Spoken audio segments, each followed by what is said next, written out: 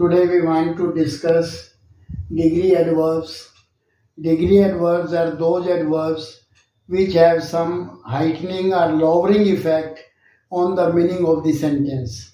Either the effect is increased or it is lowered. So these degree adverbs are used not only to qualify verb but also adjective and other adverbs. So we are to discuss how these qualify. When they qualify verb, most of the time they are used in the middle position. In the middle position means before the verb but after the helping verb. As in these are the examples of degree adverbs: very, extremely, quite, completely, absolutely, much, entirely, utterly, simply, really, thoroughly, and to. And these sentences show how these verbs, when used before verb, they come in the mid position. Here in the first sentence, I entirely agree with you. Agree is the main verb. There is no helping verb, so it has come before the main verb. Similarly, I nearly missed the train. Missed is the main verb and nearly is used before the main verb. He was almost disqualified. So here it is used before disqualified. Almost is the degree verb. Much is used before the verb prefer. But there are sometimes they are used in the end position also. As the verb, there are some adverbs of degree which are used in the middle as well as at the end position also. This example, he ignored my request completely.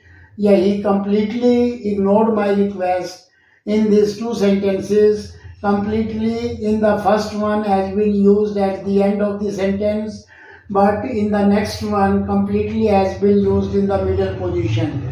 So sometimes there is flexibility rule and their places can be interchanged. He absolutely talked nonsense and he talked nonsense absolutely. This also shows how some verbs, mostly which indicate which indicates the greatest heightening of effect, those adverbs are likely to be placed in the middle position or at the end position. In both ways, grammatically, it is considered true. It is very astonishing that adverb generally qualifies verb, but very is a strange type of degree adverb which is not used before verb to qualify it. So then it is seldom used before verb to qualify them, though it is used to qualify adjective and adverb.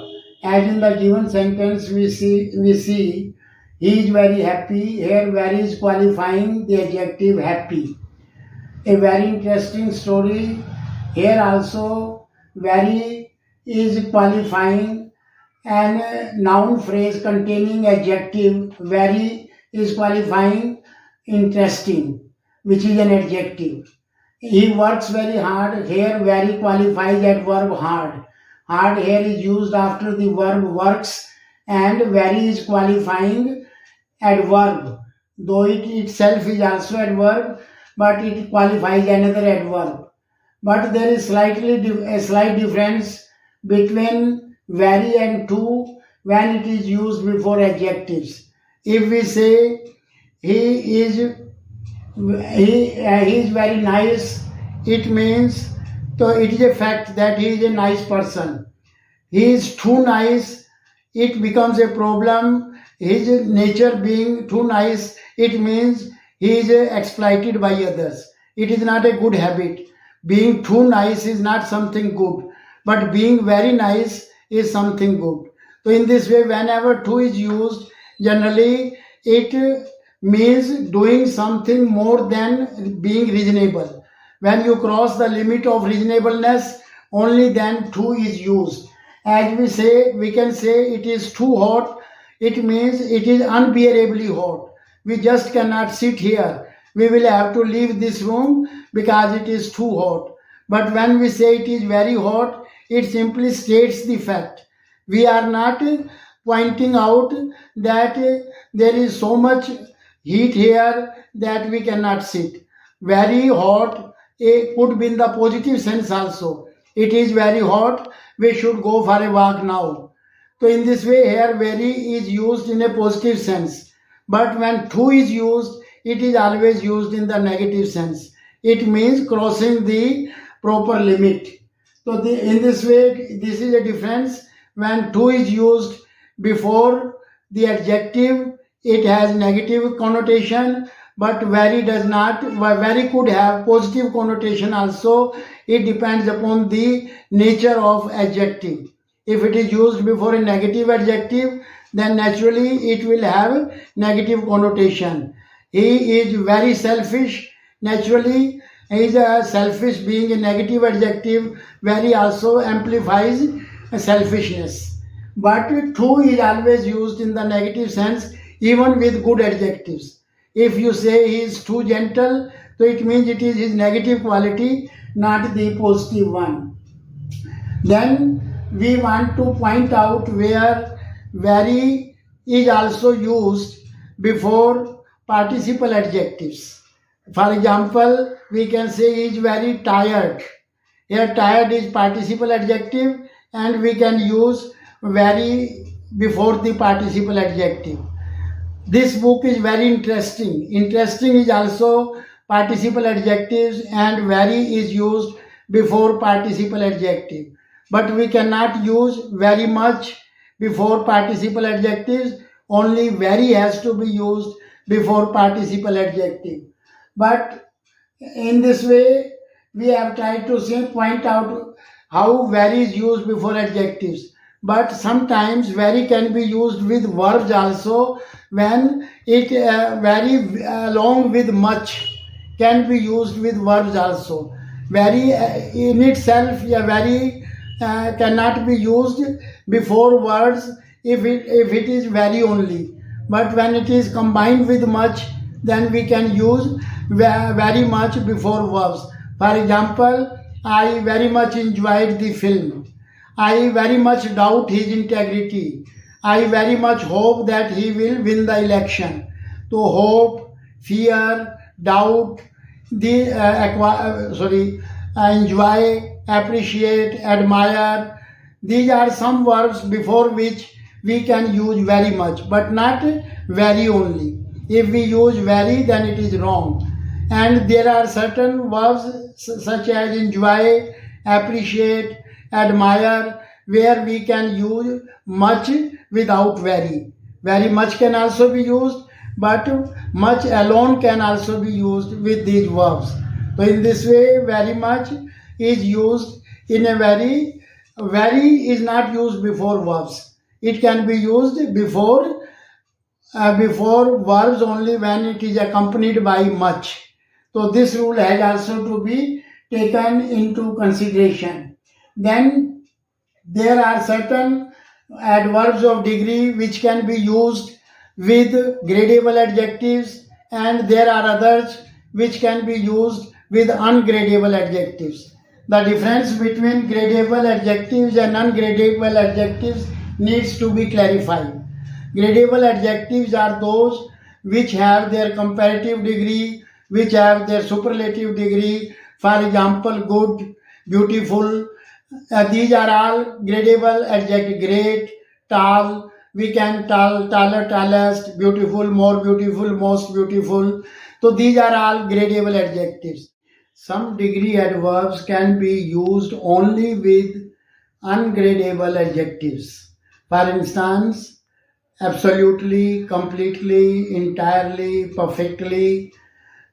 These are quite can also be used with ungradable adjectives with a different meaning. When it is used with a gradable adjective, it carries different meaning, but when it is used with ungradable adjective, it has different meaning. For instance, he is quite happy, and the second sentence is he is quite wrong. In these two sentences, quite carries different meaning. In the first sentence, quite has been used before gradable adjective happy. So quite means very, very happy or fairly happy. So there quite gives the meaning of fairly, yeah, very. But when we have used it before quite wrong is ungradable adjective, then quite conveys the meaning of being completely wrong, absolutely wrong. So the meaning changes when we use quite before gradable adjectives and when we use it before ungradable adjectives. Similarly, there are two words, good and well. Good is an adjective and well is an adverb. We cannot say he speaks good because speaks requires adverb after it. We should say he speaks well, but he looks good. Here, good simply means it is a linking verb looks here, and with linking verb we can use adjectives. There are so many other linking verbs where adjective has to be used instead of adverb. For instance, we can say his story sounds true. Here we don't say his story sound truly. Sound is a linking verb and we have to use adjective after linking verb. Is that adverb is used to qualify the verb. But there are some exceptions also where we try to qualify the verb with adjectives, not with adverb. As in the given examples, yes, these verbs are generally of linking nature. They do not perform any action. They simply tell about the state or they simply link the subject and the adjectives. And in a way, this adjective is merely a complement of the subject. For instance, he looks happy. Here, looks is a state verb. Here, looks means appears. He is not looking, he is not doing any action. That is why we have not used happily. When look means appear, then it is a state verb and it is followed by adjective. But when look means to do something, he looked at me, he did the action of looking at me, so then it is followed by adverb. He looked at me carefully. Though the verb is the same, but the meaning is different. In the first sentence, look stands for appear. But in the second sentence, it means he watched, yeah, he saw me. So these different meanings. In the first, it is a state verb. In the second, it is an action verb. In the first, we have used happy. In the second, we have used adjective, but in the second we have used adverb. Similarly, these mangoes taste sweet. So sweet simply is a complement of the subject mangoes. Mangoes, sweet mangoes, this is what it means. Taste is merely a linking verb. It doesn't do any action. So we cannot say sweetly. If we say these mangoes taste sweetly, then it is wrong. His story does not sound true. So in this sentence also, sound is just a linking verb. True is a complement of the subject story. Today he looks well. Well and good, they have different meaning. Well means to look healthy and good means to look charming. So here he looks well means today he looks healthy. But he looks good in his new dress. Good here stands for his appearance is very impressive because he has put on a new dress. So in this way, well is an adverb which comes after the action verb look. But in the next sentence, look is a state verb. It stands for appears. Then, here we are, though both are action as state verb, but the difference in the meaning of well and good has been explained. Good stands for attractiveness, whereas well conveys the meaning of good health. So this difference between the meaning of well and good has been explained. We generally put indefinite article a or an before adjective if there is some countable noun following the adjective. But this rule is not followed in the case of some degree adverbs. Here there is a change in the rule in the sense that an is placed not before adjective but before the noun, as is explained in the given examples. He is too tall a leader. We don't say he is too a tall leader. We don't put a before adjective. We have to put it before noun only. In the same way, how is also a degree adverb, and in this degree adverb also we put a and before noun, not before adjective. If we say how a beautiful building, it is wrong, but if we say how beautiful a building, then it is a correct sentence. Same is the case when we use so with adjective and noun. If so is followed by a singular countable noun, then we put a not before adjective but before a noun. As in the given example, she is so intelligent a girl as her sister. We don't say she is so an intelligent girl. So this rule is not followed. And one more thing, when this kind of sentence, the third one, deals with plural nouns, then we don't use so. Generally we say they are such intelligent boys as we have never seen. So we don't use so intelligent boys, rather we simply say they are such intelligent boys as we have never seen. Similarly, when there is plural noun in the sentence using how, then how is also wrong. If we have to say how beautiful buildings, this is wrong. So then we use another word, what beautiful buildings. We don't say how beautiful building. So this rule should also be kept in mind, that in case of plural nouns, we don't use so. We use such in place of so. And we use what in place of how when the noun is plural. So these are some very particular rules which are not commonly taken note of. And if we keep these rules in mind, we will be able to frame correct sentences. Now let us deal with adverbs of place. The common rule is that adverbs of place generally go at the end position. For instance, he sang a song at the concert in the college. At the concert in the college refer to adverbs of place, and they have come after the object towards the end of the sentence.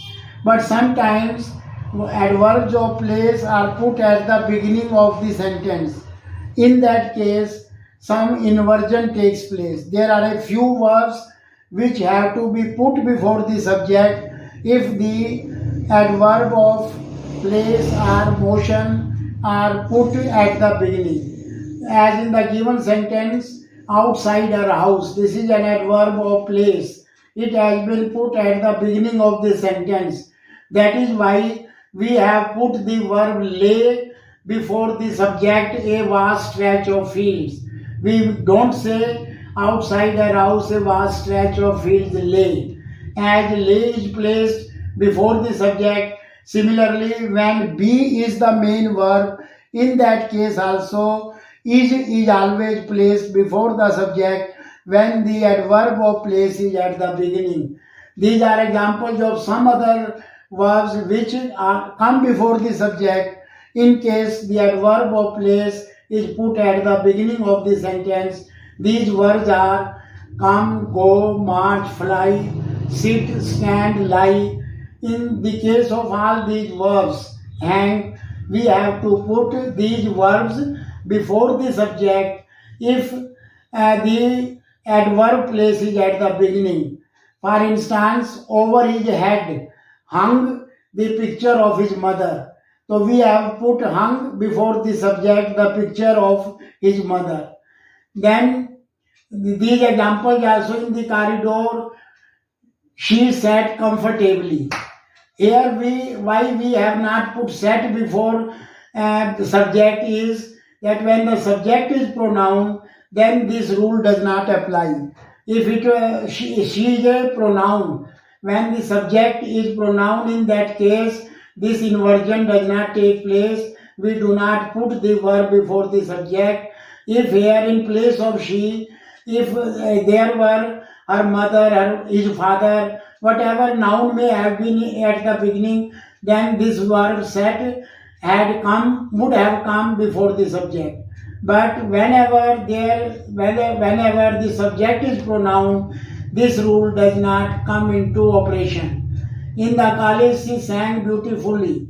In this sentence, one more thing needs to be learned. Sang is not that verb where inversion takes place, though it could be intransitive, but leaving aside these mentioned intransitive verbs, if there is some other intransitive verb, this rule does not come into play. And one more example, in the case of the above verbs, if these verbs are followed by some adverb of manner, then also this rule does not apply. For example, class, he sat menacingly. Here, menacingly is an adverb of manner. When these verbs are followed by any other adverb of manner, then also inversion does not take place. So here, due to menacingly, inversion has not happened. So these two rules, when the subject is pronoun or when these verbs are followed by adverbs of manner or some other adverb, then this rule of inversion does not come into action. So these are some rules which, if kept in mind, we can frame very correct sentences. Discuss the intricacies of the rules of adverbs, and if you find these rules very interesting and knowledgeable or informative, I would like you to subscribe to this channel, to express your liking for it and share it with others.